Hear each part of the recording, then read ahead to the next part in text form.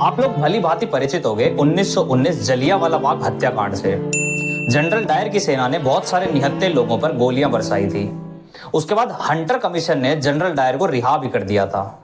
ऐसा पता है क्यों हुआ था? ऐसा इसलिए हुआ था क्योंकि उस समय पंजाब के अंदर मार्शल लॉ या मिलिट्री रूल लगा हुआ था।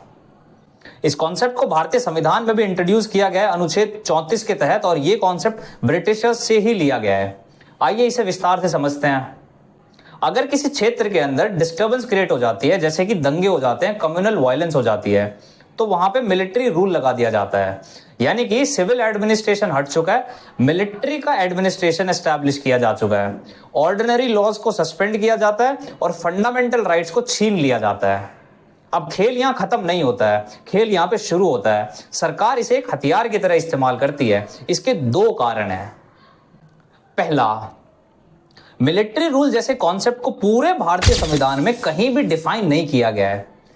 ना ही ये बोला गया है कि किन सर्कमस्टेंसेस पे किसी एरिया के अंदर मिलिट्री रूल लगाया जा सकता है।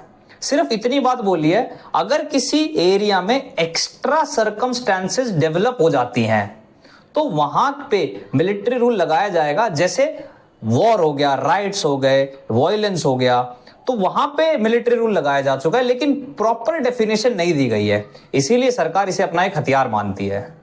दूसरी बात, जब भी किसी क्षेत्र के अंदर मिलिट्री रूल लगाया जाता है तो अब एडमिनिस्ट्रेशन मिलिट्री करती है।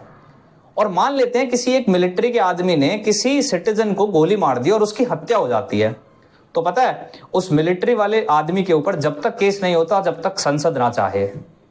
ये एक एक्स्ट्रा पावर दे रखी है मिलिट्री को जब मिलिट्री रूल लगाया जाता है। अब आप लोग मेरे को एक सवाल का जवाब दो। भारतीय संविधान में एक अनुच्छेद है, अनुच्छेद 352, जिसके अंदर नेशनल इमरजेंसी की बात हुई है। उस अनुच्छेद में और अनुच्छेद 34 जिसमें मार्शल लॉ की बात हुई है, इनमें क्या डिफरेंस है? अपने अपने आंसर्स कमेंट सेक्शन में जरूर लिखना। जय हिंद, जय भारत, धन्यवाद।